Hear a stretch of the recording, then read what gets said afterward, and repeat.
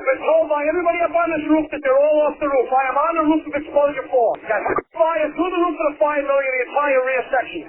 Now remember, given the payday, has he been accounted for? Okay. 610B, that was the name date, 610B. I'm here. We got a fire. 1.5-story, single-family dwelling. Fire shown from the 2nd floor. Give me a second alarm on this. Up to the top floor, I got people hanging out the top floor windows with a baby. Commercial building, a lot of fire, a lot of smoke. Go ahead and strike a 3rd alarm on my orders on this. Got people on the front fire escape here with windows vented below them. We need somebody up there. Yeah, let them know we got a job. I'm pulling up now. 2nd alarm, I got a 1-story single-family frame. Heavy fire showing from the attic. So we're using all hands. We got 1 line stretch, fire on the 4th floor, 2nd line being stretched. Primary searches are underway. Hey, welcome back to our Fire Engineering Podcast, The Command Post. I'm Chief Rick Lassie, along with my best buddy, Chief John Salka, and we've got another, I think, a good topic for you today. In fact, I think it's going to be a lot of fun. But before we jump into that, John, I think, buddy, we're creeping into a good direction away from this whole COVID thing. The vaccinations, more people are getting them. I think you're starting to see numbers decline in a lot of areas. We had a great show. I know you were tied up. We had a great show with the doctor and our guys from Fort Worth, and talk about some good stuff on our Hump Day Hangout when it came to what we should be doing for our firefighters and pretty much all our employees after they have COVID and when they return to work. Before just saying, okay, John, you feel better? You got your taste back? I know you're a little winded still, but you'll get over that and just put you back to work. But I think we're working our way, John, down the path into a good thing. Don't you think? I mean, I don't know how it is in New York, but I think the numbers we're seeing better signs at least right now. Don't you think? According to the news, if anything that they say on the news is true, which I seriously doubt anyway, but if anything what they're saying on the news is true, I heard the word plummet. I heard the word plummeting the other day. Cases of COVID are plummeting. Now, I don't know if that was just in the location that they're reporting from or in general or all over the country or whatever, but it's a good word when you're talking about COVID, plummeting. Obviously, the vaccines are out there, all sorts of places. Some places are running out, which is good. It means they're giving them all out, And I got mine. I got 1 shot of the 2. My next one's coming up. I know you got yours. My wife's got hers. We're waiting for Colleen to get my 90-year-old dad got his first. So I think it's getting out there now, and I think pretty soon it's gonna turn the corner. And I think in just a couple of months things are gonna certainly not be back to normal. I'm not sure if anything will ever be normal again, but I think it'll be, much better. Whether it be us traveling and doing seminars or having family over or just going out locally, I think things are going to be much better, and I think that'll be reflected in the seminar and the conference world too. I think those will start to pick back up both the big ones and the little ones and the local ones. Yep. Well, and the virtual stuff, kind of like this, but the virtual stuff that you and I've been doing, it's great doing it, and we love doing it. We got a bunch of requests actually, but we've done some recently. As much as that's fun, John, and we're getting out there and we're still getting to visit with people, I've been hearing from a lot of people, I don't know about you, there's a lot of guys and gals just like, I want to go back to a class. I want to sit in the classroom. I want to go to a training seminar. I want to go to a hands-on training. So-and-so, I saw a video of him, doing 4th century. God, I wish I could go do hands-on with that guy. I think a lot of people are longing to get back into that environment. Absolutely. Well, and all right. So let's shift gears here for a little bit. And actually, before we go on, one more shout out to everybody that's been dealing with this whole COVID thing. John and I have mentioned it before, but to the fire service, our fire service family, to our law enforcement family, to our healthcare family, all the emergency management people, everybody. We don't want to miss anybody in the medical field. Once again, you stepped up for a whole new thing, and grabbed a hold of this and did a wonderful job. It's been very tragic, but at the same time, I don't know. I know you, John, you feel the same way. Your wife's a nurse. Very, very proud of how people reacted to this whole COVID, this whole pandemic. So, absolutely. All right, hey. It's gone up and down, different times with different people, with the doctors and the teachers and the nurses and the firefighters and the paramedics. And we've gone through a bunch of different cycles. Things overlapped with each other. People coming to New York to help when it was really bad there. Then it got really better there and bad in other places. And the traveling nurses and You know, a lot of forget the supermarket people, the restaurant people, our restaurant industry really took a big hit, right? Yeah. You know, places like Walmart and the local little stores that you go shopping in, and I'll tell you what, it's been tough on everybody. It really has been tough on everybody. So it'd be great to get a little relief. Well, hopefully it's coming, like you said. Hopefully it's coming. Hey, so okay, let's officially shift gears here. You and I have sat around in our hotel rooms, in the lobbies. We've talked on the phone. We've talked about people in our lives, fire service icons. You know, I mentioned that time when I a couple times had the honor of being a guest speaker at Chief Joe's seminar for Joey D, the memorial symposium for him to raise money for the bailout belts and all that. And Chief Joe's incredible. And that Friday night, John, before Saturday, when they get up to the podium and they start telling the stories, and I you know, you and I talked about this before. When I leaned over to Joe Downey, Ray Downey said, I said, God, we should be recording this. This is unbelievable. Just the stories. And that always kind of spins into a circle of where you and I go, God, could you imagine what it would have been working for him? Could you imagine being a firefighter riding backwards for that guy? So I guess, you know, let's take some time with this issue of the command posts.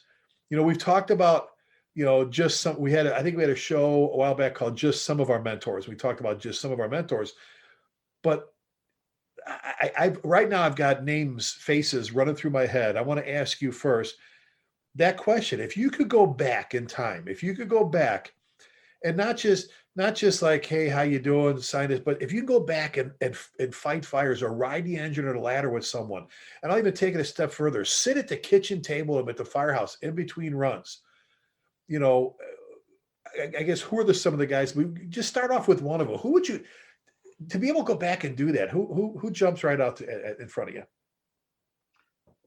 I tell you, it's so hard. I have been blessed. The group of people that I've worked with and had contact with. You know what's odd in the FDNY is, and I'm sure it's the same in some other places too. There are some folks that I know that I am great friends with, that I have known for decades, that I never worked a shift with. And not a shift.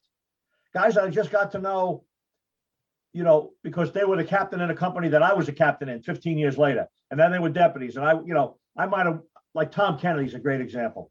Tom Kennedy was a battalion chief when I was a lieutenant. And I had some experiences with him. I really didn't know him that well. Of course, I know who he was. I knew he was Tom Kennedy in the 60th Battalion.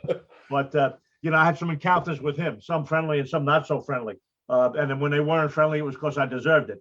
But my point is, I have met and fallen in love with and worked with some of the greatest men on the face of the earth. And some of them I never worked a shift with. Just I got to know them in the job and around the job and at meetings and at jobs and stuff like that. Never mind the folks that I did work with. So, I mean, I already mentioned his name, Tom Kennedy. I think Tom Kennedy is by far one of the most talented, skilled, I'm trying to think of some more, you know, positive adjectives. Well, and let me interrupt you for a second. I remember when he stood up at the podium that Friday night before the conference. Remember, everybody was there, Harvey Eisenhower. And I looked over at you and you were beaming. You were just like, you know, you were looking at him and I'm thinking, you know how I feel about you. You're my best friend, and the experiences, you know, you're you know, fire service, just incredible. And I'm looking at you looking at him with that look on your face, like, God, that guy's freaking awesome. And that in itself, to me, John, says something. When I look at John Salka, looking at a guy going, you were glued and you were beaming watching him tell the stories. In awe. That's and it. Because you want to know why? Because I got a taste of it. Because I was on the FDNY and I was there for some busy times. And I take that and I multiply it. And I, you know, like, you see it on Facebook, the Engine 82, Ladder 3, Ladder 31, you know, with Bob Farrell on there. I had another guy I could talk about all day long, right?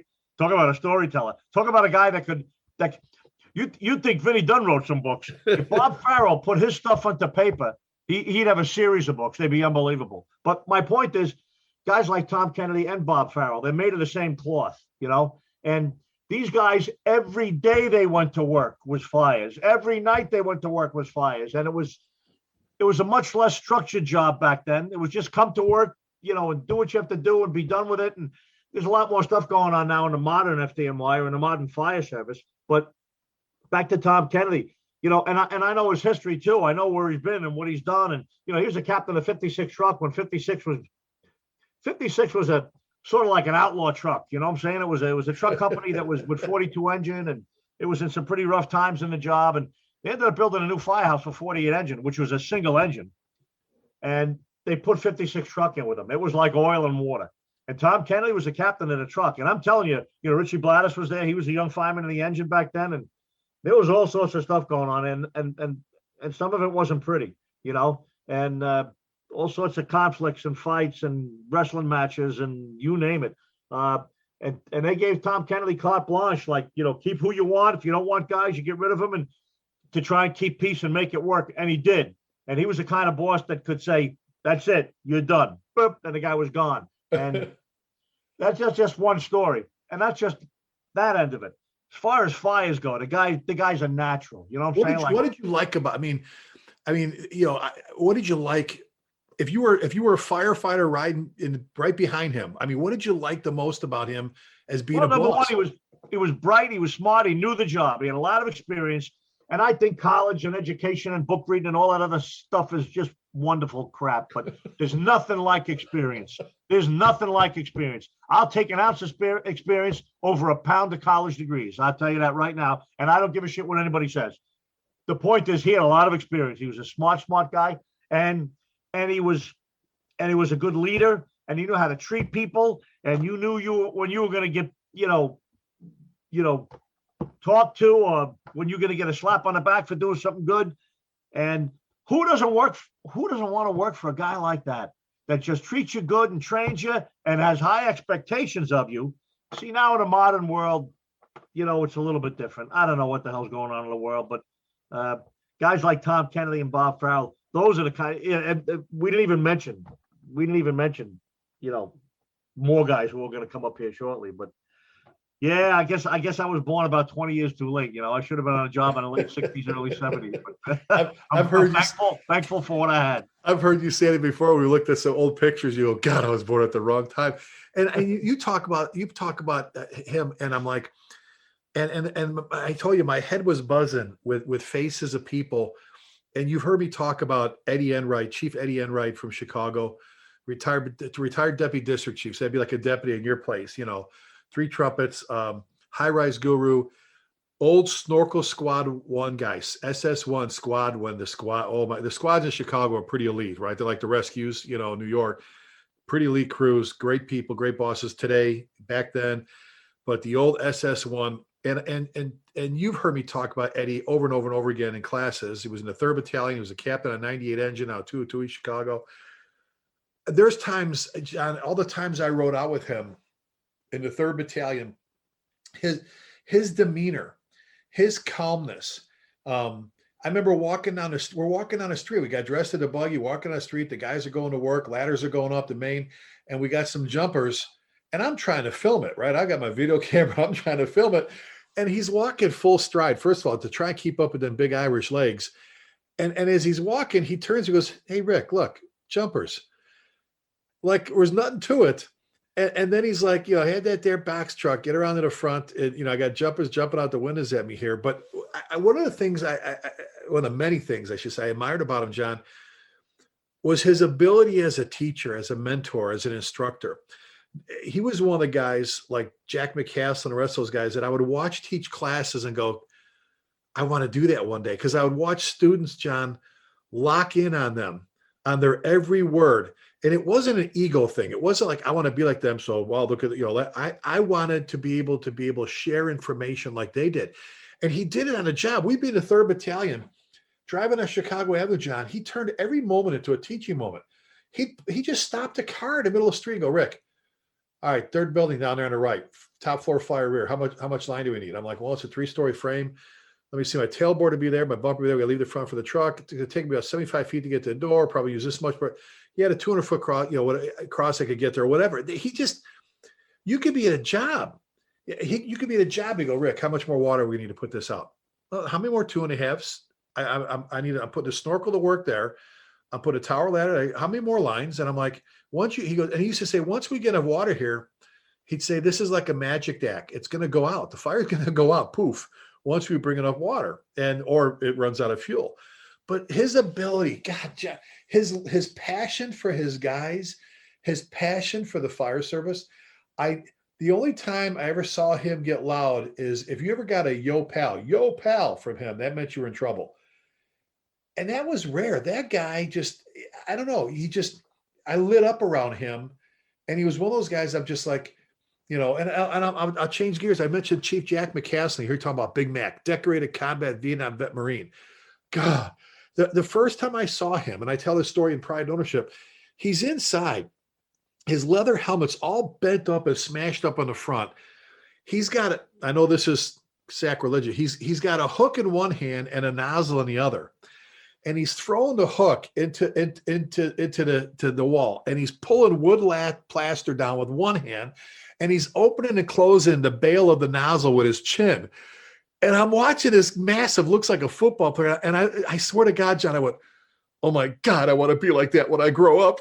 I mean, this and again, another guy that took every moment he could to teach somebody something. If you were willing to listen, it was like a waterfall, watching water run down just over the falls of information on these guys. And I just, those are two guys. There's more that I wish I could go back in time and just cross some hallways with. And I said before, John, it's not even always about as wonderful to be to fight fires with them. Sitting at the kitchen table again, sitting, and listening like I've done in your firehouse. I've just sat there at the table and listened to Joe Precipio and you and guys and gone, oh my God, is this like, I wish I had a tape recorder. I don't know. Who else would you, name someone else you wish you'd go back and spend some time with? Well, as soon as I say this name, we're both going to light up. Tom Brennan, right? Oh. Another guy that we both love, another guy that's gone, but talk about a gigantic impact on the fire service. But forget the fire service for now. Let's be a little selfish here. Tremendous impact on us. Again, a guy that I was never in the same firehouse with. I was never in a firehouse with him. We never were in the same building together when he was on the job. But getting to know him through fire engineering and teaching and writing and lecturing, and man, oh man, another guy that just was, I don't know how all those great features of his all fit into that one body. You know what I'm saying? It was just, he could tell a story and make a lesson out of it and make you laugh. And I couldn't stay up as late as him. He could stay up all night long talking. You know what I'm saying? It was just, and at the FDIC, of course, that's how he was on the job. Before fame, before the whole fire service knew him, just the FDNY knew him, and really just his companies knew him. It's not like he was some guy that everybody in the job knew. You know what I'm saying? Guys like Tom Kennedy and Farrell and Brennan were all famous in their own little way, in their own little clique, in their own little borough, their own little division, whatever. Then we get this fire engineering thing and the rest of the world and the fire service, and a guy like Tom Brennan, guy like Vinnie Dunn, they cross over from the FDNY into the fire service. And suddenly, the whole country knows him. The whole world knows him, But God, would I love to ride in 111 truck with Tom Brennan and just see that act, man. That had to be a show. Oh, and me too. And you mentioned something I don't want to get away from yet, and that's before the rest of the fire service found out about Tom Brennan, Tom Kennedy, the guys like that. What I always found amazing, John, the same Tom Brennan you saw in the firehouse was the same Tom Brennan you saw at FDI, and you and I have no problem. We say this, I don't know how many times, hundreds of times we've said this. We've been out teaching there, and you look at me and go, God, this is like the coolest thing ever. We're out here hanging with firefighters. We got to teach a class all day and share some knowledge, just share some thoughts, some information. Now we're going to supper. We're having dinner, and we're talking shop with these firefighters and the chiefs. And on the way to the airport, they want to talk about more fires. On the way back from the airport, they want to, and you and I have said that because, just the honor that we have to be able to travel, because we're just a couple of Yutz firefighters, you know what I'm saying? And then you get to go back to work when it's done, but seriously, right? I mean, those guys were the same guys. There was no, like, we've seen some people that were an officer somewhere and they taste a little bit of recognition and, oh my God, they're the sixth trumpet guy. And, they've got 9-foot arms because they're patting themselves on the back. And those are the guys that are on Facebook all the time posting, so humbled and honored. Right. We talked about that. How do you put them two words together when you hold up the little plastic thing from the Kiwanis Club they gave you for speaking at their luncheon? Say you're honored and let it go, but you're not humble if you're holding pictures of you, posting pictures of yourself and that. But anyway, that being said, those guys, Leo Stapleton, remember, oh my God. I remember our good friend, John Norman, when he introduced me to Leo a long time ago at FDIC, he introduced me to him and he leaned over to me, John, and he said, John Norman said this, when I grow up, I want to be just like him. This is a grown man saying, when I grow up, and could you imagine having Leo as your chief or as the commissioner? And I heard he was pretty tough, and not in a bad way, kind of the Vince Lombardi. If you loved the Boston Fire Department, man, you were go with him. If you were a slug, he had no room for you. And he gave nothing away, man. He gave nothing away. If you got along with him and he liked you, you were putting out, you were producing, you had something to offer. He was a tough boss. We know some guys from Boston. I've worked with some guys from Boston, and they say, man, oh man, he was a tough boss all the way up the ladder. And when he got to the top, another guy that was exactly the same. When he made commissioner, he was exactly the same, whether it was about closing companies or providing the right equipment to people and stuff like that. He was always for the men, always for the firefighters, always for the department, which in essence is for the city and for the people that you're serving. But he didn't take any prisoners. He was tough all the way around. He's still tough. He's still a tough old bird. He's out there now, and I hear he shows up every month at the Boston retired firefighters. I guess some kind of a group, some kind of a gathering that they have. How about that picture of all the current and former commissioners? Oh, yeah, there was like 4 or 5 guys in the picture. Yeah. And I'm not the best at math, but I think the right number I came up with was a cajillion years of experience sitting there. I was like, oh my God, what a cool picture. But it just, people like him, and you mentioned Tom Brennan, and I sit here and I go, my dad worked with some pretty incredible people when he was a firefighter. And Captain Bob Kurzrock, always nice to me, always just, always with the cigar in his mouth and doing something. And, my dad would tell me stories about him, John. This is a guy I wish I could have been a firefighter for. And it's kind of funny because you and I never say, we wish this guy would have worked for me. Now, we've looked at young firefighters going, God, I would hire 100 of him or her. You know what I'm saying? I'm not saying that. I'm saying, I wish I could have been one of his workers, one of his firefighters. Just riding backwards behind Tom Kennedy. And I remember my dad saying, he used to love crawling in the building, crawling hallways with Bob Kurzrock, Captain Kurzrock. He goes, I remember once we're in this thing, we got fire over our heads, and I don't know what they're doing outside. They were changing our lines or something. We lost water. And he goes, a little pucker factor kicked in. And he goes, Kurzrock, he grabbed me by the arm and goes, hey, because my dad's name was Rocky, right? He goes, hey, Rock. He goes, but my dad says, what do we do, Cap? He goes, hey, Rock, how about we hit the fridge for a beer while we're waiting? Now, they weren't going to drink, but there was just a way of cutting the tension. They were at Montgomery Ward's on a bomb threat at 2 a.m, right? And they're walking inside, and it's, the lighting's not, it's kind of dark. They're with their flashlights. And my dad says, we walk into this one room, this one area, and he grabs my arm and he goes, Rock, I found one. I can hear the ticking. They were in the freaking alarm clock section back then. This is before all the electric, all the clicking clocks, all the clicking, the ticking clocks, all that. He just, but I would watch this guy when my dad would take me to fires. I watch him come out. He was always working. He was, and how many times, we've talked about that. How many fires you've been to where you could tell who the workers are and those that are very good at ducking. They're very good at ducking, man. They're, the guys, you can see them. And our mentors and our role models, those people were just Captain Kurzrock, Leo Stapleton for me, Tommy Brennan said, Jack McCaslin, Eddie Enright, Ray Hoff, best man at my wedding. What was the nice thing about that, teaching with Ray, John, was with Ray and Eddie and Mac and them is I got to do stuff. Ray and I did tons of house burns together and tower burns.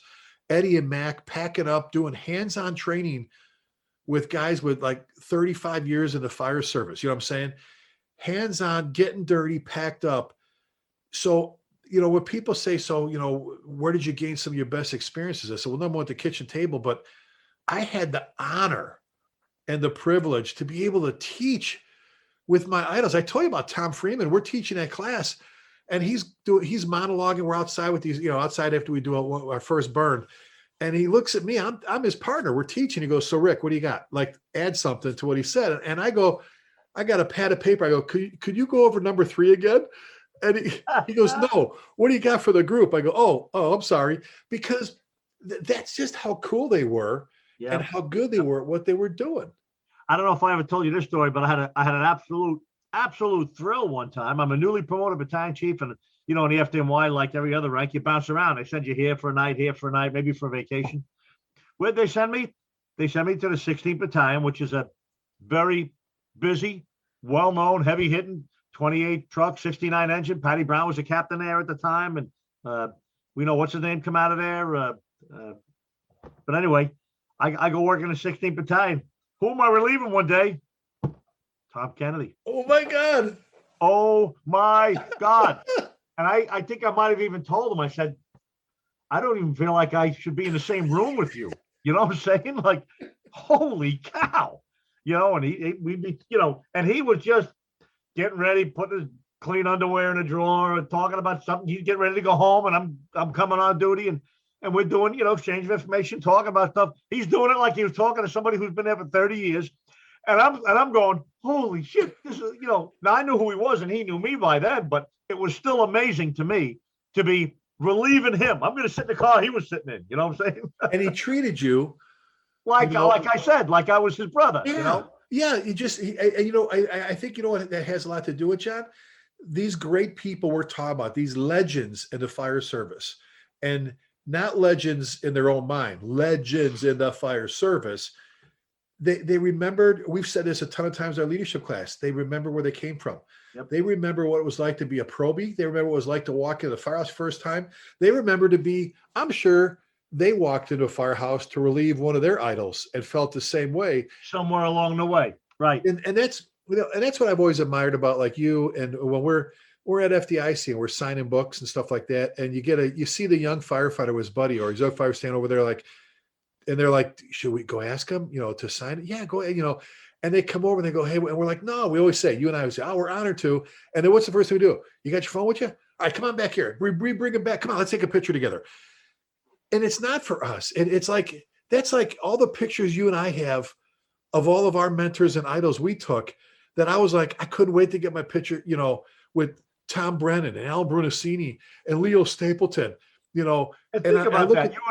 You and I used to hang out in the what do you call it room up in the hotel, right? The hospitality room. Oh yeah, yeah. Alan Brunacini and Vinny Dunn and the likes of them. You know, it was absolutely unbelievable opportunity for young guys like us who are, you know, trying to work hard and do a great job. And what a great experience we had being exposed to folks like that. Oh God, could you bottle that up as a drug? You know what I'm saying? The adrenaline rush you get from hanging with those people. And you know, then I go, I never met him.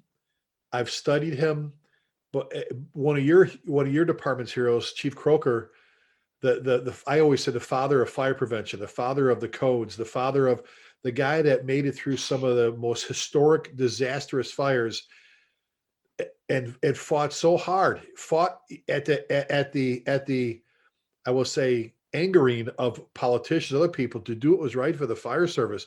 And I see some of those pictures of him standing there with that coat, that rubber go down to his feet, with that gigantic mustache that even Billy Goldfeder would be jealous of, the big high eagle helmet, that I'm going, oh man. And you look back and you see pictures of some of those officers back then with their crews, and you go, and they have their hand on the shoulder of the firefighter who's on the nozzle in front of them as they're, you know, they're pushing in. No air. I mean, we're all about cancer awareness and air packs, but back then they didn't have them. But that's the stuff. It's like, you know, good bosses that lean over you and go, you're doing good. You're doing good. You know, that come up and kind of, I used to do it. You give them a shoulder. They're walking, you give them a shoulder and you go, God, you guys did great. You guys kicked it. I told these guys in Iowa Park the other day, John, at this nursing home, freezing freaking cold here in Texas, nursing home, bedridden, non-ambulatory residents, heavy fire. And I remember telling I told a group of their guys, I walked up and I go, I know they don't know me from Adam. I'm just a firefighter wearing a black helmet, right? And I walk up, I go, hey guys, great job. They go, oh God, first of all, you should have burnt this whole joint down. You kept it to the one end. Secondly, no fatalities. You guys did awesome. God, you guys did great. And I know it may not mean anything, and again, they don't know who I am. I'm just like, I don't know. There's nothing that made me feel better after I worked my ass off and thought I did a good job to have a good boss come up and say, or confirm it for you that you did good, Right. And just those guys admire. You got to remember to do that. And you got to remember to do that if you're a boss, whether you're a lieutenant somewhere out in some obscure engine or a captain in charge of a company or a battalion. You got to remember to do that. You always got to remember, not throw them around, right. But you got to remember to hand out some well-placed, attaboys to the guys and the girls, to the folks that are doing the hard work, putting the fires out and extricating people out of cars and doing CPR and stuff like that. Sometimes it's just a couple of words. Sometimes a little wink, like, hey, Billy, guy looks at you, you give him a little wink. Nice job. Like that's unbelievable.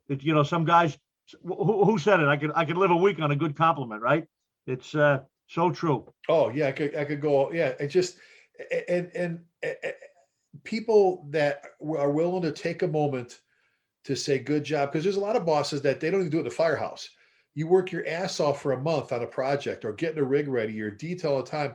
You could be there 3 years and not hear a compliment, let alone 3 compliments. And like you say, don't throw them around. Well, who doesn't want to hear, hey, good job, John? So okay, right. Good job. Like I told you, we talk about the little gold book, right? The little notebook or the mental notebook you make in your head. And it's not because they're your little golden boys and girls, but I used to like Curtis. You walk by and you go, hey, Kurt. He's like with the guys after a job. Hey, man, thanks, man. For what, Chief? For doing us proud. What do you mean? Dude, look at our tools. Even when our tools are all shitted up, laying on the front lawn somewhere after a job, even when ours are all crapped up from a fire, they still look better than everybody else's tools because you wrapping them and you've got them, they're color coordinated with their different rigs and you're already re-wrapping them now, even after a tough job. I'm like, those are our guys. I've said it before, just looking at my guys going, look at, I was talking with some people here at Wichita West. I said, the only agenda I have, and the chief here knows he's a great chief. Like I said before, Chief Fetzer is, I want to show up at a fire, step off the rig, and have another chief go, send them over here. I'm putting them to work. You know what I'm saying? Get off the rig with all our gear on, our air packs on, our tools, the right tools, so we don't have to like try and borrow from someone else when you should have your own stuff. Just I want to be that crew. Like you said, you said it before. You look out in the street.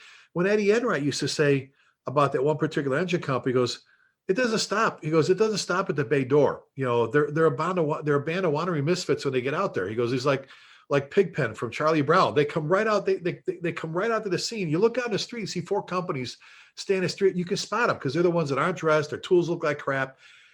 Who are you going to pick to do? If you got something you need done right now, you're not going to pick, those that look like they climbed out of the clown car. I want, and again, that goes back, John, to what I said. I like the competitiveness, the good competitiveness where I want to be good. I don't want to be picked last. Last, you go play right field. I never got put in right field. I want to be picked first or in the first couple groups. I want a chief to go, come here. All right, get ready. You're going next. You guys are going next. That confidence you get from those people. And you said it before, that just that simple wink, like you guys did good. That simple wink, is like giving somebody a 6-pack of Monster drinks to drink when it comes to the adrenaline rush. So real quick, a couple more. I've got one. Let me just mention one more, and I'm asking you to. You and I, we love Tommy Schervino. Tommy was one of our instructors, retired from the Oak Lawn Fire Department, Southside Chicago, Illinois Fire Service Institute instructor. Squad guy, truck guy. Tommy, I used to say Tommy Schervino it's like I have a lieutenant I work with now in the volunteer fire department. Mark Venzer. I would say he's a waste. He'd be a waste of cocaine and a waste of espresso coffee because he's got so much energy, it wouldn't matter. Tommy Schervino, John, you saw him teaching for us. The way the students hung on his every word. he spoke with such passion. You know, when he was teaching, you know, you and I would go, look, watch. And those young kids were just like, they're just staring and following him wherever he walked, listening to every word he said. And I remember going to fires with him. I remember once we had 3 kids in there, and they grabbed the one kid. He's like, Ricky, no, tell them.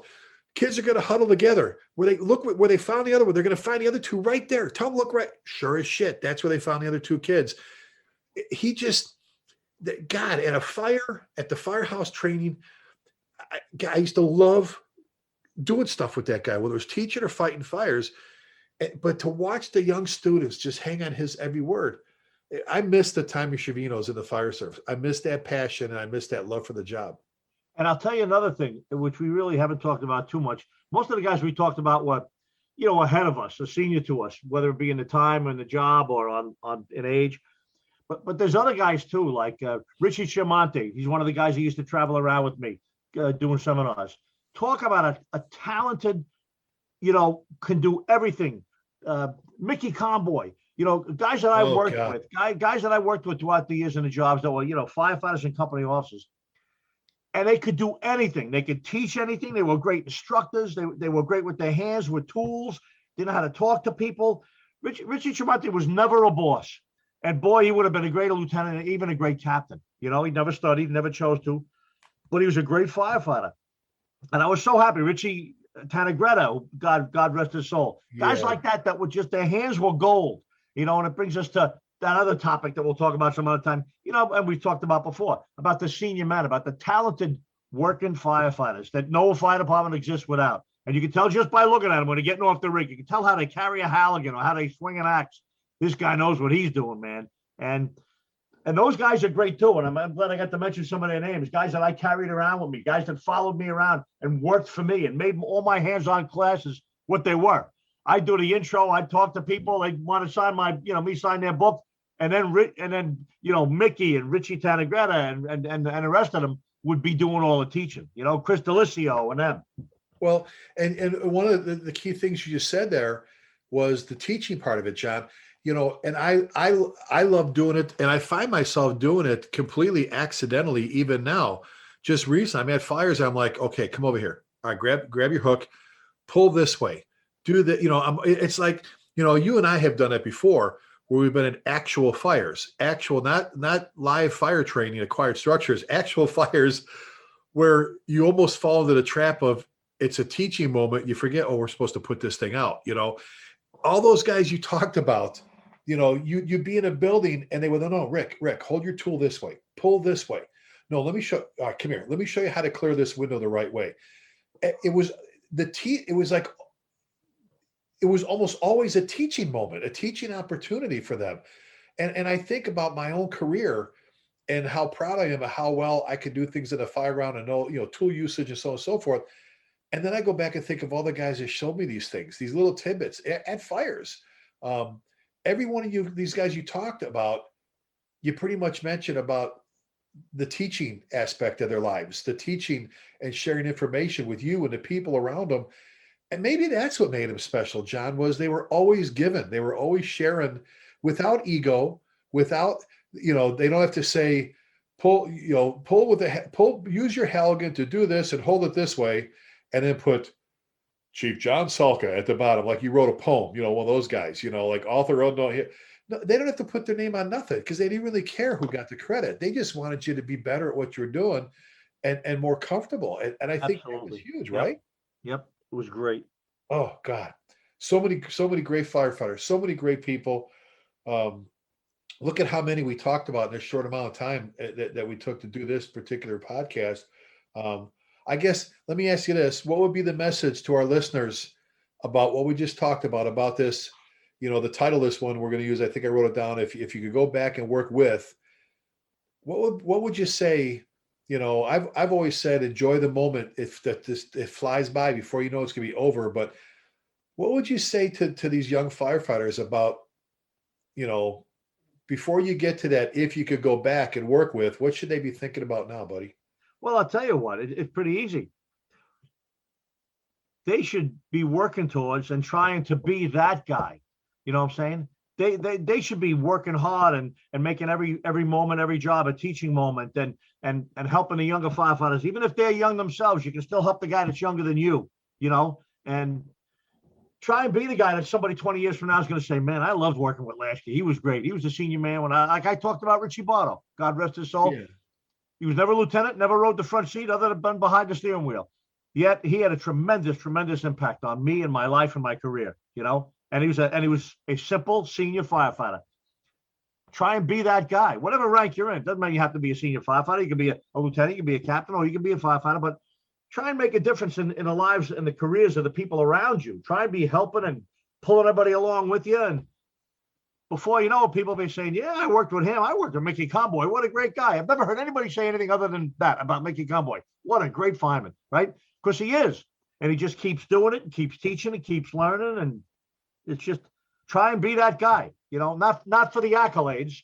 Try and be it because you want to do good and you want to help your team and you want to help the people around you. Well, I've heard you say 1,000 times, do it your way. And every time you say that, or when I teach that part of the class when we're not together, I always say, I wasted several months of being a new officer trying to imitate Jack McCass, Eddie Enright, Tom Freeman. Instead, what I should have been doing is just what you said.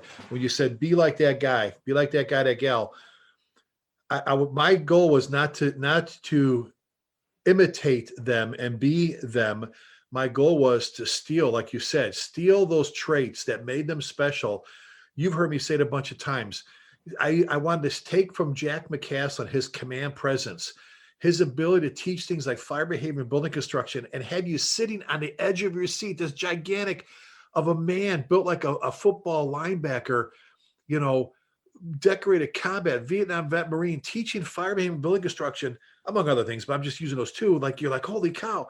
And then Eddie Enright's calmness on the fire ground, his passion for the job, his love for his guys, Tom Freeman's smarts, his tactical ability to read buildings and read fire and tell you 10 minutes from now, this is going to happen, an hour from now. Tommy Schiavino's passion, and just, you know what I'm saying? And to take those little tidbits, right? Like you said, be that guy, stick them all over you, to be better at what you're doing. And, absolutely. And you know what? They're out there. All the people we talked about are in the fire service right now, just wearing different numbers and different names. Fire service is full of them. It's full of them. And thank God we get to travel around and see that and say, you know what? It's going to be all right. Fire service is going to be all right. Yep. Fire service I've heard you say it a bunch of times. The fire service is a good hand. So, hey, what did they ask me after 9/11? How do you think is going to happen to the FDNY? What's going to happen? What does the future hold for the FDNY? I remember that. What did I tell them? You sat back and you kind of a little grin came across your mouth and you said what? I remember what you said. We're going to be just fine. We're going to be just fine. And you know what? We're going to be just fine. And, and to the young firefighters, to the rookies and the probies, they're right in front of you. Go find them. The Tom Kennedys, the Jack McCass, Eddie Enrights, the Tom Brennans, they're right in front of you, man. They're sitting in a firehouse. They're at your Monday night drill night, your volley place. They're at the kitchen table, your career place. They're right in front of you. Just look for them, and I promise you'll find them. You're going to find those people, those mentors. So, hey, buddy, email for them to get a hold of you. ChiefJohnSalka@gmail.com. And I'm Chief Lasky at gmail.com.